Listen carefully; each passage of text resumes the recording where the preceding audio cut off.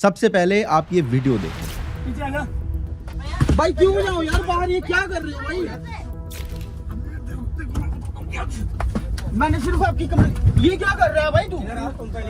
भाई मैंने सिर्फ कंप्लेंट करी ना यार, आपकी क्या कर रहे हो यार आप? ये पूरा भाई अटैक कर दिया सभी ने मिलकर। नीचे देख लो भैया, भैया मैंने इनको कुछ बोला? भाई आंटी जी आप बता दो। इस लड़के की गलती बस इतनी थी कि इसने ओवर चार्जिंग के खिलाफ रेलवे में शिकायत कर दी और उसके बाद पेंट्री वाले आकर इस लड़के को जमकर लात घूंसे मारते हैं, कपड़े फाड़ देते हैं। खुद सोचो पैसेंजर सेफ्टी के क्या स्टैंडर्ड हैं जब कंप्लेन करना ही एक लाइफ थ्रेटनिंग रिस्क बन जाए। तुम आज गलत आदमी से पंगा ले लिए। और खाने में ये लोग क्या सर्व कर रहे हैं ये देख के आपकी रूह कांप जाएगी। हाइजीन का ऐसा भद्दा मजाक बना रखा है कि खाने में कीड़े मकोड़े फंगस कॉकरोच मिलना कोई नई बात नहीं है। जनरल कोचेस तो दूर की बात है, एसी कोचेस तक ओवर क्राउडेड है।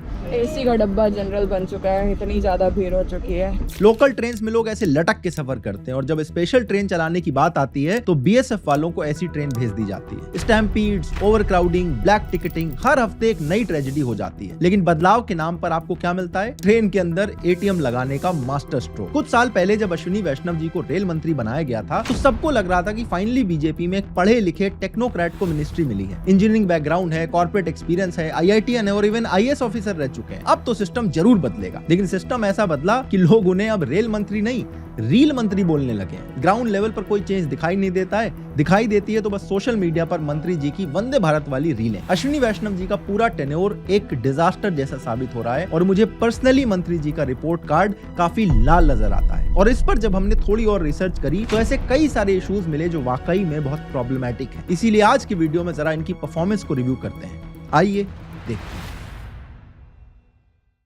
महाराष्ट्र के थाने में कुछ दिन पहले एक ट्रेन हादसा हुआ था। कसारा से छत्रपति शिवाजी महाराज टर्मिनस जा रही इस लोकल ट्रेन में लोग भीड़ के मारे दरवाजे से लटकते हुए जा रहे थे। मुंब्रा स्टेशन के करीब जब सामने से पुष्पक एक्सप्रेस आई तो दोनों ट्रेन के बीच में डिस्टेंस इतना कम होने की वजह से लटके हुए लोग टकरा के नीचे गिर गए। 13 passengers fell onto the tracks from an overcrowded train, of which 4 lost their lives. अब मुंबई लोकल ट्रेन में भीड़ की हालत क्या होती है ये हम सब जानते हैं। पिछले 20 सालों में मुंबई लोकल्स में 51,000 लोगों की जान जा चुकी है। इन लोकल्स में ट्रैवल करने वाले लोगों को ये नहीं पता होता कि वो आज सही सलामत घर पहुंच पाएंगे या नहीं, लेकिन लोग इसे स्पिरिट ऑफ मुंबई कह के बोलते रहते हैं। और बात सिर्फ एक्सीडेंट की नहीं है। कुछ दिन पहले ये वीडियो बड़ा वायरल हुआ था, आपने भी देखा होगा। पेंट्री वाले 20 रुपए में लोकल पानी बेच रहे थे, लेकिन जब पैसेंजर ने कंप्लेंट करके कहा कि ये तो 15 रुपए का मिलना चाहिए तो उसी पेंट्री के लोग ऐसे गुंडागर्दी करने पहुंच गए थे। अब इसमें दो चीजें, एक तो ये जो लोकल पानी बेचा जा रहा है उसमें सेफ्टी की कोई गारंटी नहीं है। मोस्टली ना तो ये पानी साफ होता है ना ही बोतल सील होती है और इस तरह का पानी बेचना अप्रूव्ड भी नहीं होता है क्योंकि कहां से लाके पानी बेचा जा रहा है किसी को नहीं पता होता। और दूसरी बात यह है कि जब किसी पैसेंजर ने कंप्लेंट की है तो उसकी आइडेंटिटी पेंट्री वालों को कैसे पता चल गई?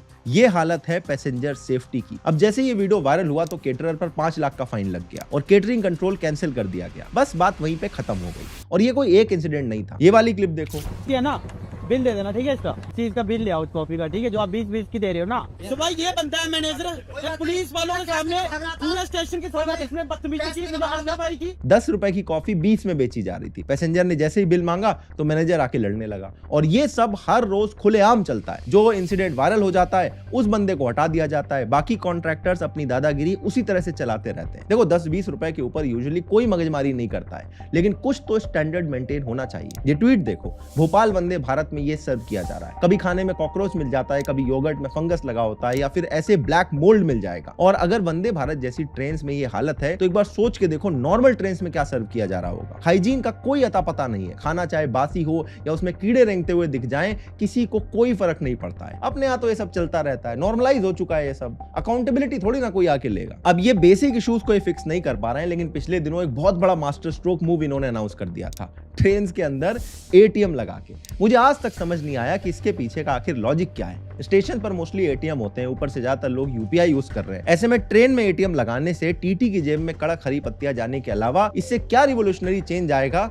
ये तो हमारे रेल मंत्री जानते होंगे। वैसे एक चीज तो शायद हमारे रेल मंत्री भी नहीं जानते होंगे कि तत्काल की टिकट आखिर सारी गायब कहां हो जाती है। ऐसा घटिया सिस्टम बना रखा है कि एजेंट और बॉट सारे टिकट ले जाते हैं। 10 बजे सब टिकट अवेलेबल होती है, लेकिन जब तक आप ऐप को लोड करते हो विद इन सेकंड्स सारी टिकट गायब हो जाती है। कई बार तो सर्वर क्रैश कर जाता है। फिर लोगों को एजेंट के पास जाकर इसमें टिकट को डबल प्राइस प्राइस में खरीदना पड़ता है। हालांकि अभी रिसेंटली ई आधार वेरिफिकेशन वाला सिस्टम अनाउंस हुआ है जिससे तत्काल बुकिंग चालू होने वाली है। इससे प्रॉब्लम कितनी सॉल्व होगी ये तो आगे पता चलेगा, लेकिन एग्जिस्टिंग सिस्टम के अंदर तत्काल टिकट को बुक करना किसी जंग लड़ने से कम नहीं दिखाई देता है। इसके अलावा आपने कभी न कभी ट्रेन में ट्रैवल किया होगा तो ओवर क्राउडिंग कितनी होगी ये आपने खुद नोटिस करा होगा। ये क्लिप्स देखो, ये सारे नॉर्मल सीन्स बन चुके हैं। स्लीपर कोचेस भी भर जाते हैं, वो भी बिना टिकट के पैसेंजर से। हमारा स्लीपर में बुकिंग है, पर यहाँ पे सब लोग ऐसे जनरल कोटा की तरह चढ़ गए हैं। इन लोगों का किसी का भी बुकिंग नहीं है। एसी कोचेस तक में बिना टिकट के पैसेंजर चढ़ जाते हैं और जिन बेचारों की कंफर्म टिकट होती है उन्हें तक अपनी सीट में बैठने को जगह नहीं मिलती है। 2-2.5 हजार रुपए घूस देके कोई भी किसी टीटी से सेटिंग कर लेता है और मस्त सेकंड थर्ड एसी में बैठ के जाता है। ये बंदा कोच अटेंडेंट ये सारे पैसेंजर को इलीगल तरीके से पैसे लेकर के जो 2200 रुपए करके बैठा रहे। और अगर सीजन फेस्टिवल वाला हो तो फिर क्या ही कहने। ऊपर से अगर यूपी बिहार वाले रीजन से आपको गुजरना पड़ जाए तो उसका एक्सपीरियंस क्या होता है ये आप लोग खुद ही नीचे कमेंट करके मुझे बता देना। अब कुछ लोग नीचे कमेंट करके बोलेंगे कि भैया 1.5 बिलियन की पॉपुलेशन है, ये सब तो होता ही रहता है। अब ये बात कुछ हद तक सही जरूर है, लेकिन इसका कोई सोल्यूशन निकाला जाएगा या बस ऐसे ही लोग कीड़े मकोड़ों की तरह ट्रेन में सफर करते रह जाएंगे। देखो, इंडियन रेलवे सालों से घाटे में चल रही है और ये हम सब लोग जानते हैं, लेकिन पिछले कुछ सालों से लॉस कम करने के लिए रेलवे का फोकस ज्यादा से ज्यादा एसी कंपार्टमेंट और हाई एंड ट्रेन पे जाता जा रहा है। जैसे कि new Delhi to Kolkata Purva express का आप एग्जांपल ले लो। यहाँ पर स्लीपर क्लास का टिकट 635 रुपए का पड़ता है, वहीं एसी 3 टियर में सेम जर्नी का टिकट 1665 रुपए का पड़ता है, जिससे क्लियरली पता चलता है कि एसी कोचेस से रेलवे का ज्यादा फायदा होता है। और यही रीजन है कि चेन्नई, रायबरेली और कपूरथला में जो इंडियन रेलवे के 3 कोच मैन्युफैक्चरिंग यूनिट है, वहां पर 2019-20 में जहां 997 थर्ड एसी और एसी 3 टियर इकोनॉमी वाले कोच बनते थे, 2024-25 में नंबर बढ़ के 2571 होने वाला है। यानी कि सीधे सीधे 150% से इन कोचेस को ज्यादा बनाया जा रहा है। वहीं इसी सेम टाइम पीरियड में स्लीपर कोचेस का प्रोडक्शन 86% से कम किया जा रहा है। और बात सिर्फ नए प्रोडक्शन की नहीं है, क्योंकि एक तरफ जहां ये हो रहा है वहीं दूसरी तरफ कई ट्रेन में स्लीपर और जनरल कोचेस को एसी कंपार्टमेंट में कन्वर्ट किया जा रहा है। मतलब एक तरफ अश्विनी वैष्णव जी खुद जनरल मैनेजर्स को डायरेक्ट करते हैं कि अनऑथराइज्ड ट्रैवल को रोकना है, लेकिन फिर खुद ही जनरल कोचेस को कम करते जा रहे हैं। कोई सेंस है इस बात की? अब भारत जैसे देश में ये मूव बहुत ज्यादा लॉजिकल इसलिए भी नहीं लगता है क्योंकि आज के समय टोटल पैसेंजर्स के सिर्फ 5% लोग हैं जो एसी कोचेस में ट्रैवल करते हैं। एसी कोचेस के टिकट जनरल कोचेस के कंपैरिजन में 3 से 4 गुना महंगे होते हैं और इसीलिए यहाँ पर जनरल और स्लीपर कोचेस में ट्रैवल करने वाले लोगों का नंबर जो होता है वो एसी में ट्रैवल करने वाले लोगों के नंबर से कई गुना ज्यादा होता है। अश्विनी वैष्णव जी का सोशल मीडिया अगर आप उठा के देखोगे तो वंदे भारत की रील से पूरा आपको भरा हुआ दिखाई देगा। अभी तक करीब 136 Vande Bharat express train operational है और 2030 तक ये नंबर 800 तक जाने का प्लान है। अब वंदे भारत बेशक एक शानदार ट्रेन है, लेकिन जो हमारे देश के ज्यादातर लोअर मिडिल क्लास के या मिडिल क्लास के लोग हैं वो इसे अफोर्ड नहीं कर सकते। यानी सरकार का फोकस जनरल कोचेस बढ़ाने की बजाय लग्जरी ट्रेन पे जाता है और इन्हीं सब रीजंस के चलते जनरल और स्लीपर कोचेस में जो ओवर क्राउडिंग का इशू है वो दिन पर दिन खराब होता जा रहा है और इसे सॉल्व करने की कोई कोशिश नहीं की जा रही है। उल्टे ये लोग इसे और ज्यादा बुरा बनाते जा रहे हैं। इनके एक्सपेंसिव प्रोजेक्ट के रील बड़े वायरल होते हैं, लेकिन जब पार्लियामेंट में सवाल पूछ लिया जाता है तो मंत्री जी भड़क जाते हैं। केजरीवाल में जाके ऐसा है, केवल रील बनाने वाले लोग नहीं, हम मेहनत करने वाले लोग हैं, काम करने वाले लोग हैं। आपकी तरह रील बना के दिखाने वाले लोग नहीं हम, समझे ना? हाई एंड ट्रेन्स पे फोकस, बड़ी बड़ी प्रोमिसेस और हाई एक्सपेंसेस से प्रॉब्लम सॉल्व नहीं होगी। अभी पिछले 3-4 सालों में कितने ट्रेन एक्सीडेंट हुए एक बार ये सोच के देखो। ओडिशा के बालाशोर में जो ट्रेन एक्सीडेंट हुआ था वो आप सबको याद होगा, 296 लोगों की जान चली गई थी और 1000 से भी ज्यादा लोग इंजर्ड हुए थे। बाद में ओडिशा हाईकोर्ट ने भी कहा था कि रेलवे अथॉरिटीज की गलती की वजह से एक्सीडेंट हुआ था। महानगर स्टेशन में जो सिग्नल सिस्टम था उसकी प्रॉपर मेंटेनेंस नहीं होती थी। फिर वेस्ट बंगाल में बीकानेर गुवाहाटी एक्सप्रेस जो डिरेल हुई थी उसमें 9 लोगों की डेथ हो गई थी। सिमिलर डिरेलमेंट बिहार में भी हुआ था, Delhi Kamakhya north eastern express का 4 लोग मारे गए थे, 70 से ज्यादा पैसेंजर्स इसमें घायल हो गए थे और ऐसे कितने सारे एक्सीडेंट हो चुके हैं। इनफैक्ट बीच में एक टाइम ऐसा आया था जब गोंडा, वलसाड और अमरोहा में लगातार 3 दिन में 3 अलग अलग ट्रेन डिरेल हुई थी। ट्रेन एक्सीडेंट का हैट्रिक इसे कहा जा रहा था। मीम्स पे मीम बन रहे थे कि इंडियन ट्रेन में सफर करने का मतलब है सुसाइड करना। 2023-24 में एक साल में कुल 40 ट्रेन एक्सीडेंट हुए थे। ट्रेन कोलिजन रोकने का जो कवच सिस्टम है उसकी बहुत ज्यादा बात होती है, आपको भी इसके बारे में याद होगा। This is a test in which I personally sat in one train, other train there was chairman of railway board, same track, 2 trains coming at high speed and the kavach stops the system exactly at 400 meters automatically. Ashwini वैष्णव जी के Twitter पे जाके आप कवच search करके देखोगे तो दर्जनों tweet मिल जाएंगे। लेकिन इस सिस्टम की हकीकत यह है कि इसका इंप्लीमेंटेशन भी बहुत ही स्लो स्पीड में किया जा रहा है। ना जाने कितनी जानें बचाई जा सकती थी, कितने सारे ट्रेन कोलिजन को हम रोक सकते थे, लेकिन सिर्फ इसलिए नहीं रोक पाए क्योंकि भारत के टोटल रेलवे नेटवर्क का सिर्फ 2% अभी तक कवच सिस्टम के अंडर कवर कर पाए हम लोग। कवच सिस्टम का फर्स्ट फील्ड ट्रायल आज से करीबन 10 साल पहले किया गया था, लेकिन अभी तक यही हालत है। इतना शानदार एक प्रोटेक्शन सिस्टम मौजूद होने के बावजूद सिर्फ अर्जेंसी ना होने की वजह से काम अटका पड़ा है। और सिर्फ ट्रेन एक्सीडेंट की बात ही क्यों करें, इसी साल फरवरी में न्यू दिल्ली रेलवे स्टेशन पर महाकुंभ के टाइम पे स्टैम्पीड का एक्सीडेंट आप सबको याद होगा। भीड़ इतनी ज्यादा थी कि स्टेशन पे क्राउड ऑलरेडी अनमैनेजेबल हो चुका था, फिर भी रेलवेज ने टिकट इश्यूज करने बंद नहीं करे। हर घंटे प्रयागराज जाने के करीबन 1500 अनरिजर्व टिकट बेचे जा रहे थे। स्टेशन के सारे एंट्री पॉइंट से पैसेंजर्स को एंट्री दी जा रही थी। फिर रेलवे अनाउंसमेंट में प्लेटफॉर्म को लेकर जैसे ही कुछ कंफ्यूजन हुआ, तुरंत स्टैम्पीड शुरू हो गई। 18 लोग मारे गए और ना जाने कितने लोग इंजर्ड हुए। इसमें सबसे सैड बात यह है कि यह सब कुछ मैनेज किया जा सकता था और इन लोगों की जान बचाई जा सकती थी अगर अथॉरिटीज थोड़ी सी अलर्ट होती। इतना सब होने के बाद भी किसने अकाउंटेबिलिटी ली? 3 साल पहले ये विजुअल आप सबको याद होंगे।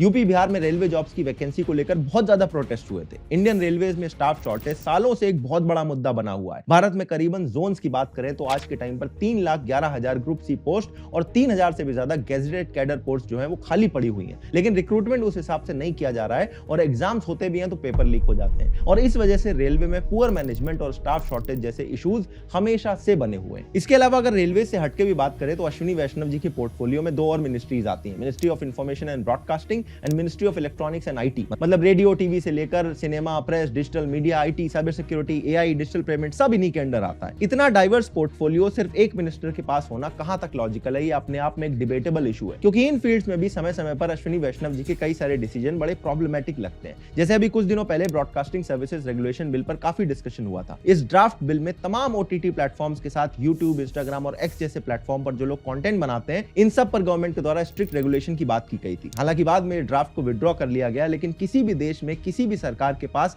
इस तरह का डायरेक्ट पावर होना काफी प्रॉब्लमेटिक हो सकता है और इससे ऑनलाइन फ्री कंटेंट और प्रोपेगेंडा के बीच की जो लाइन है वो काफी ब्लरी हो जाती है। हमारे देश में आज के टाइम आप देखोगे गिनी चुनी ऐसी चीजें हैं जो डेमोक्रेसी को और ज्यादा स्ट्रॉन्ग करती हैं और उसमें से एक है आरटीआई यानी right to information act. Adarsh society scam, 2G scam, commonwealth games scam, ये सारे जो मेजर स्कैम है वो इसी के थ्रू पकड़े गए थे। लेकिन 2023 में अश्विनी वैष्णव जी ने पार्लियामेंट में डीपीडीपी यानी digital personal data protection act को इंट्रोड्यूस किया था, जिससे हुआ यह कि पहले आरटीआई के थ्रू जिस तरह का इंफॉर्मेशन मिल सकता था, लेकिन अब कोई भी पर्सनल इंफॉर्मेशन डायरेक्टली एग्जेम्प्ट हो जाएगा। मतलब अगर किसी ने आरटीआई फाइल करके डेटा मांगा तो जो पब्लिक बॉडी के पास वो डेटा है वो डायरेक्टली मना कर सकती है बिना पब्लिक इंटरेस्ट की परवाह किए हुए। इससे गवर्नमेंट ऑफिशियल्स पर अकाउंटेबिलिटी और भी कम होती है और करप्शन जैसे सीरियस इशू से रिलेटेड इंफॉर्मेशन भी हाइड की जा सकती है। इसको लेकर एक्स जज मदन लोकुर ने यह तक कहा था कि अगर ऐसा ही चलता रहा तो आरटीआई एक्ट 5-6 सालों में पूरी तरह से मर जाएगा। अगर आप प्रेस और प्रिंट मीडिया से रिलेटेड रेगुलेशन की बात करो तो वो भी इन्हीं की मिनिस्ट्री से लिंक होते हैं और हमारी टीवी मीडिया कैसे एक इंटरनेशनल एम्बैरेसमेंट बन चुकी है, इसमें मुझे रोशनी डालने की कोई जरूरत नहीं है। रिसेंटली ऑपरेशन सिंदूर के टाइम पर हमारे मीडिया हाउसेज ने कराची पोर्ट को उड़ा दिया था। कोई पाकिस्तान में आर्मी घुसा रहा था, कोई आसिम मुनीर को अरेस्ट करवा रहा था। मिस इन्फॉर्मेशन की ऐसी लहर दौड़ा दी कि आम आदमी शर्मा जाए। पूरे देश को इन लोगों ने मिसगाइड करके टीआरपी बटोर ली,